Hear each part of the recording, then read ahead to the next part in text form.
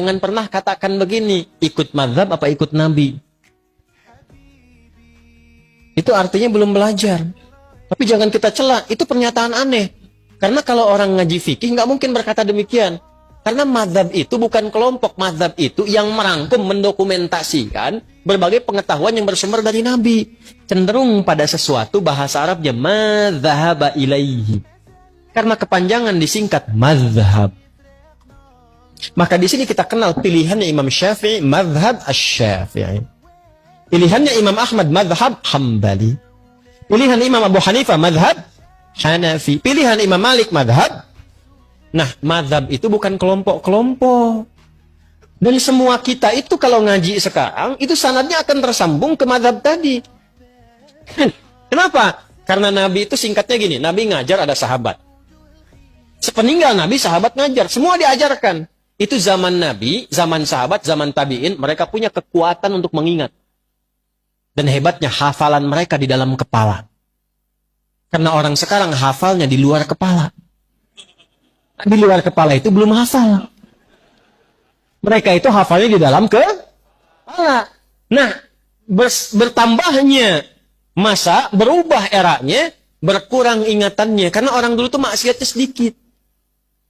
Jaga maksiatnya banyak, dijaga. Sehingga berkahnya apa? Kekuatan ingatannya panjang. Sekarang tantangan maksiatnya banyak. Dan ingat, maksiat itu salah satu penyebab utama mengurangi kemampuan untuk menghafal. Saya punya teman, hafal ribuan hadis. Masuk bioskop. Keluar, hilang semua hafalannya. Saya nggak tahu apa yang ditonton. Pulang keluar dari situ, hilang semua hafalan.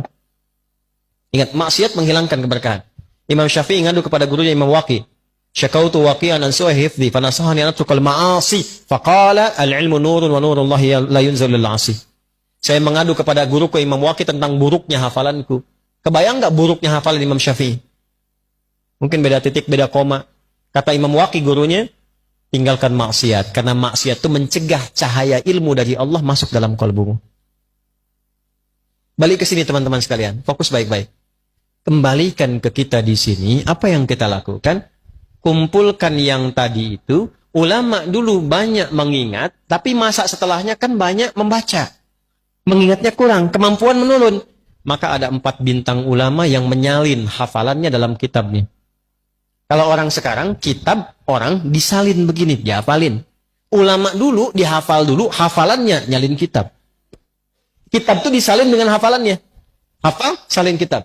Sekarang kan kitab ada dihafalin. Kan? Maka 4 bintang itu, satu Imam Abu Hanifah An-Nu'man yang wafat tahun 150 Hijrah. Kedua Imam Malik bin Anas yang lahir tahun 94 Hijrah. Yang ketiga Imam Asy-Syafi'i yang lahir tahun 150 Hijrah. Dan keempat Imam Ahmad bin Hanbal yang lahir tahun 163 Hijrah. Itu mereka menghimpun referensi dari masa sebelumnya, dihafalkan, diturunkan lewat kitabnya. Jadi yang sekarang kita pelajari, itu mau nggak mau akan nyambung jalurnya ke mereka itu. Karena semua jalurnya begitu. Maksud saya, jangan pernah katakan begini, ikut mazhab apa ikut Nabi.